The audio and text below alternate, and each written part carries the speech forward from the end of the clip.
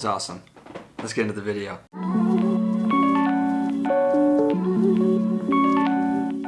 Hey guys, my name is William Hernandez, and on this channel we do tutorials, unboxings, vlogs, all that kind of fun stuff. So if you like that kind of stuff, consider subscribing. If you like the video, drop a like, leave a comment if you want.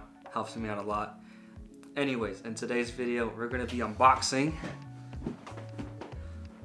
this bad boy right here, the Canon EOS R. Now, I would just like to preface that I did not buy this myself. I got this through work, so shout out to my job.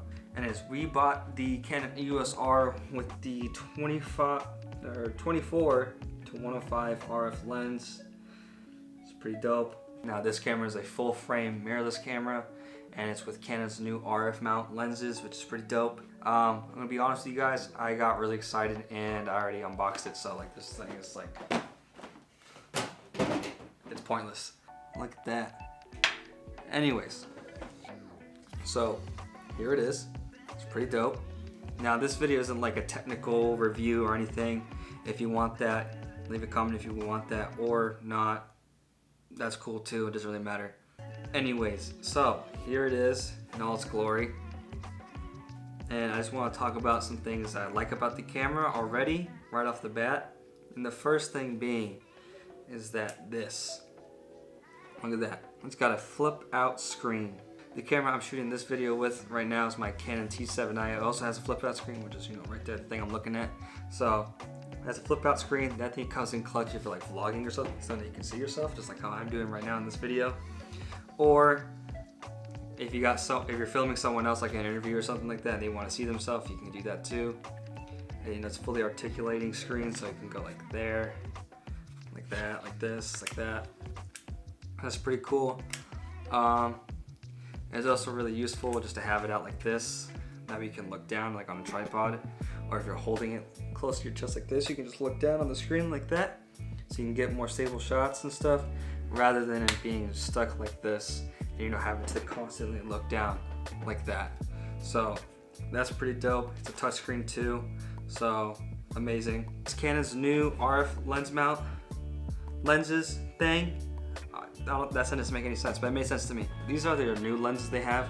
They're not doing EF lens mounts anymore, unfortunately. So if you get this camera, you're gonna have to start investing in some RF lenses, but not right off the bat though. You don't have to do it because Canon does sell a Canon EF to RF mount adapter for like an extra $100. We did not get that at all. We really should, because I have a ton of Canon lenses that we could use. But for right now, this lens is good enough, and it's gonna get the job done. Another thing that I just noticed is that when you take your lens off, there's like these little flaps right here when you take off the lens. And that is to protect the sensor, because it's just a mirrorless camera, so when there's no mirror in it, it's more it's easy for like dust and stuff to get onto it. So it has these little flaps on here when the camera's turned off. Now when you turn it on, it opens up. When you turn it off, boom, closes just like that. So it's just to protect your camera and everything, so that's pretty dope. I like that feature on it. So that's just like the physical stuff on it. I want to show you guys the video quality you can get on this camera.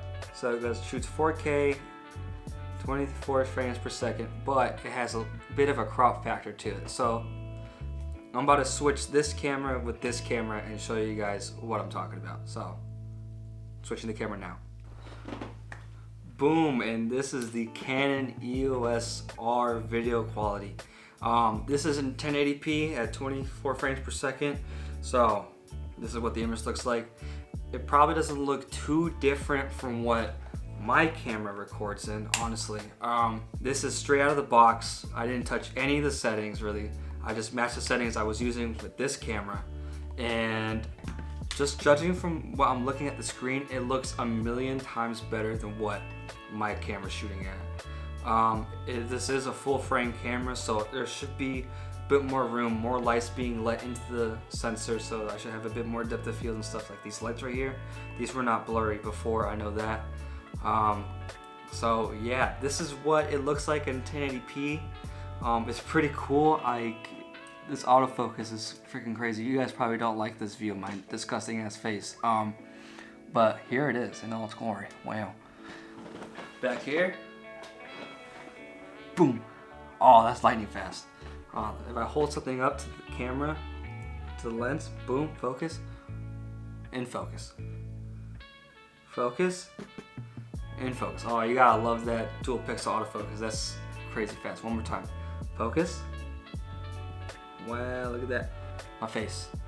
Boom. So this is 1080p. I'm gonna switch it over to 4K. Now this video you guys are watching isn't 1080p, but I'm gonna downscale the 4K files so it's on a 1080p video. But I'm gonna show you guys one of the downsides of this camera, which is the crop factor when you shoot in 4K. So I want to switch it over to 4K now. And boom, this is in 4K, 24 frames per second. I did not move the camera whatsoever. This is just what it does when you shoot in 4K. It crops in a lot. So for you guys to see me like before, I would have to stand right here, but then the lighting isn't very good on my face. You can't even see the lights that I had in the background at all. Like I'm moving the lens to zoom out, but it's not doing anything. So that's one downside when you're shooting in 4K. It does crop in a bit, which I don't mind it too much, but if I'm trying to do a video like this, I'm gonna have to push the camera way back like that, but it might not bother you. So this is 4K. Does the quality look a bit better? The autofocus seems to still work just as fast as before when I had it in 1080. Let's try it out now. I'll hold this up here. Focus. Boom, in focus. Focus, looks like that's in focus. Boom, out of focus. Boom, in focus, out of focus. Alright, so the autofocus is still really good in 4K. From what I can tell, just from me myself recording and looking at this little screen, it looked like it took a little bit longer, but not that much. So the autofocus is still good in 4K. I just don't like this whole thing, this whole framing, how it crops it. That's just not for me personally, but it might not bother you that much. So there's that. Another feature I love about this camera, it has Canon C-Log on it. And C-Log, what it is a flat picture profile. So I'm gonna switch over to Canon C-Log to show you guys what it looks like straight out of the camera, and I'm gonna explain what exactly you're supposed to do with that. So C-Log, boom. So right now, the image right now looks like crap. It looks bad. It's so flat, there's no saturation, no contrast, no nothing. And the whole purpose of this is for when you're in editing, you're supposed to color correct it, and then you can add a color grade if you want. So this is what it looks like straight out of the camera. It sucks, I know, but I'm about to fix it right now. Boom, like that. And so now it should look a lot better. So right now I'm shooting in 4K, 24 frames per second in C-Log. So this is what you're getting right now. We're gonna switch back over to the log footage right now. So this is what it looks like. Boom. We're gonna add the color grade back on. Boom, just like that. And this is what it looks like that. Now you don't have to shoot C-Log in 4K. I'm just shooting this for the point of this video.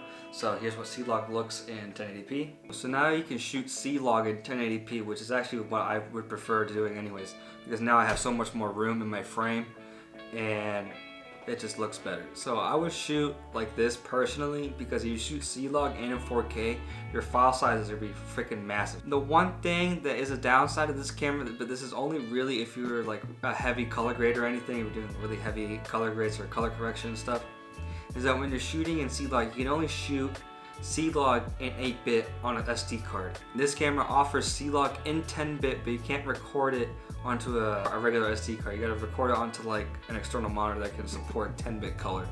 So if you don't know what 8-bit and 10-bit is, basically 10-bit is really good for color grading. There's more information in it. 8-bit is not as good if you want to do heavy grades. If you're doing like light stuff like what I do in here for YouTube, it doesn't really matter. So that's one thing. So that's pretty cool. I like this feature a lot, but then it's more time in editing. So I'm just gonna go back to like the standard picture profile. So that's all I wanted to talk about today, just my favorite features on the camera, just straight out the box and what my first impressions are of it. I like this camera a lot. I can't wait to use it. This camera, I wouldn't recommend it to beginners whatsoever. I would recommend this camera, like a Rebel camera like this, to anybody out there who's just starting out. This camera's meant for professionals and stuff. In my professional Kinda, sorta. I don't know. It's my job, so I'm gonna call myself a professional, so I know what I'm doing. Anyways, this camera is pretty nice for the price and everything. I really enjoy it, and I can't wait to use it. I'll be making more videos on it in the future, so there's that. So without all being said, here's the end of the video. If you guys enjoyed it, please drop a like and leave a comment.